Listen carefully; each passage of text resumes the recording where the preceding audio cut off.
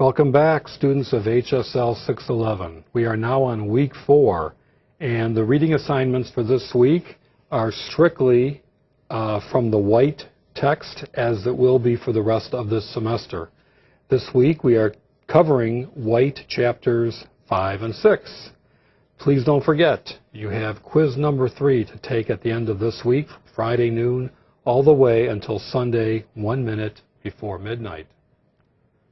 Chapter 5 in the white textbook, is related to the foundations of clinical performance. And this is an exciting area because here we see where effective management of the clinical processes can lead to actual better outcomes for the patients that are served. Understand the use of patient management protocols and understand the difference between that and functional protocols. Also, the notion of evidence-based medicine is extremely important, and understanding that there are sources, national sources and even international sources, that help with this concept, and in an evolving area of evidence-based management. All those are key to overall improvement in the clinical areas.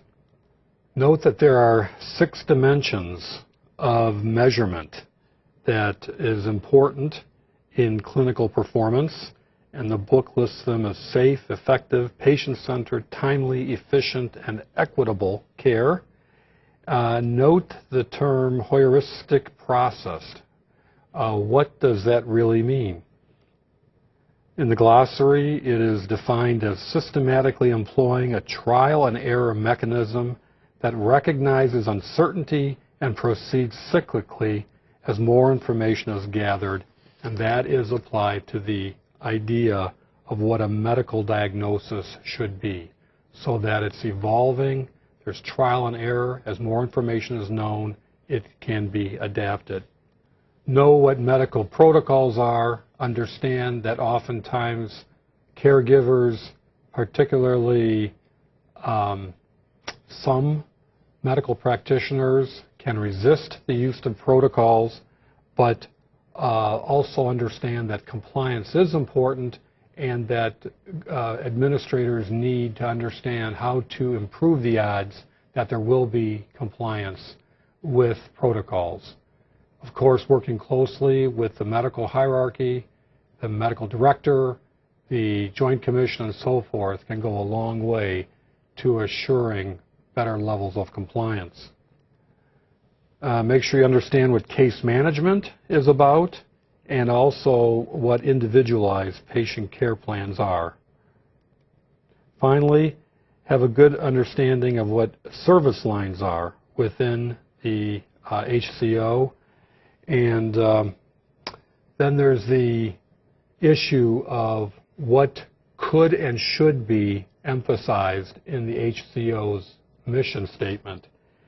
That is it excellence in patient care, which is actually pretty common, or is it healthy community, which goes into issues far beyond treating acute care needs of patients who are there at the hospital or otherwise within the system. The reason why this is important is that payment for keeping the community healthy isn't there in the system yet. The Affordable Care Act is attempting to do some things that will reward provider systems, that is, hospital and doctors working together, for keeping the community at a healthier level. But at this time, there really is not all that much that's there that incentivizes, truly incentivizes organizations to be leaders in having an overall healthy community. That is unfortunate. But I think things are changing in a positive way. There are efforts by Blue Cross and Blue Shield organizations throughout the country and others that are pointing us in this direction for the future. Chapter 6 of the white text deals with the physician organization, which in typical parlance means the medical staff of the hospital or the HCO. Pay close attention in particular to the credentialing and privileging process that exists in most HCOs, and also, understand what it is that the hospitals are trying to do when they have and when they sustain a credentialing and privileging process, that ultimately the governing board is responsible for granting of privileges, but that the medical staff and the medical sections, the sub-departments, are all involved in this overall process.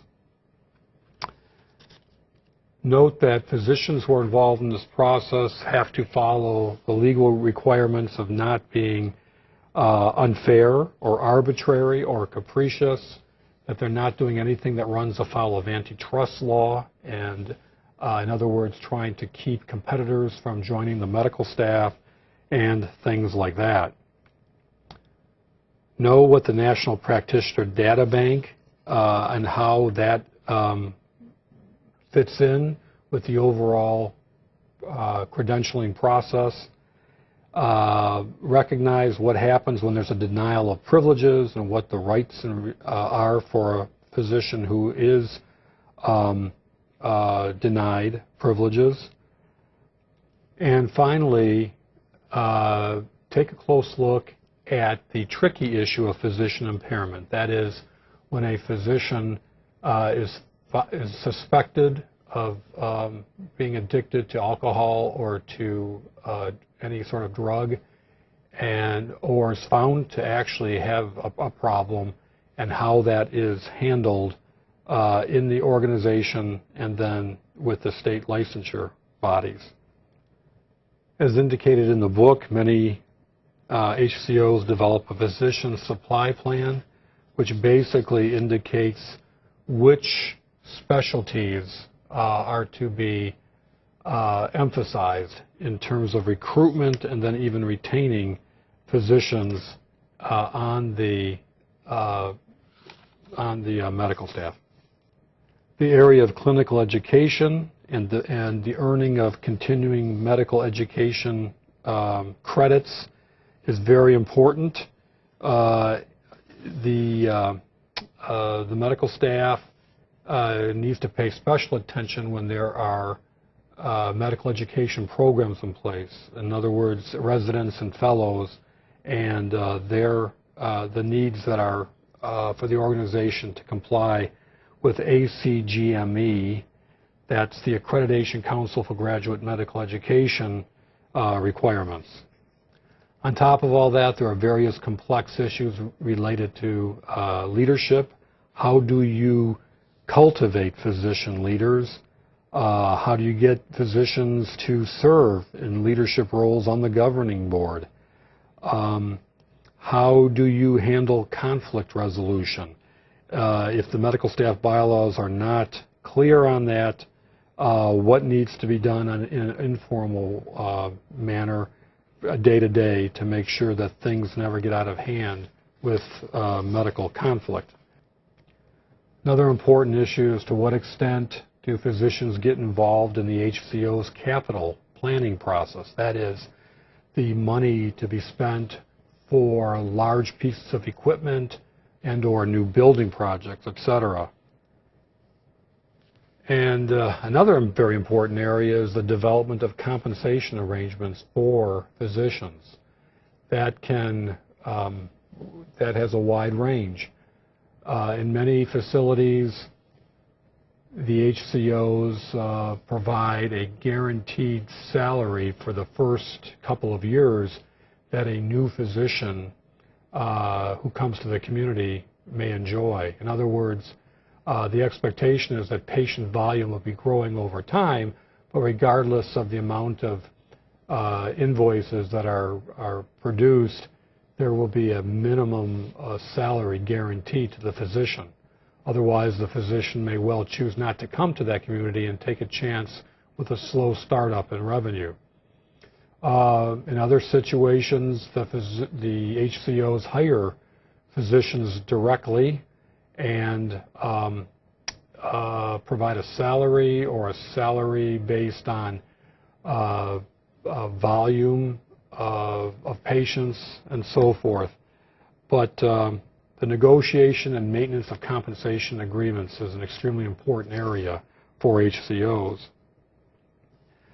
Note that in Exhibit 6.8, the book talks about fee-based compensation versus capitation-based compensation.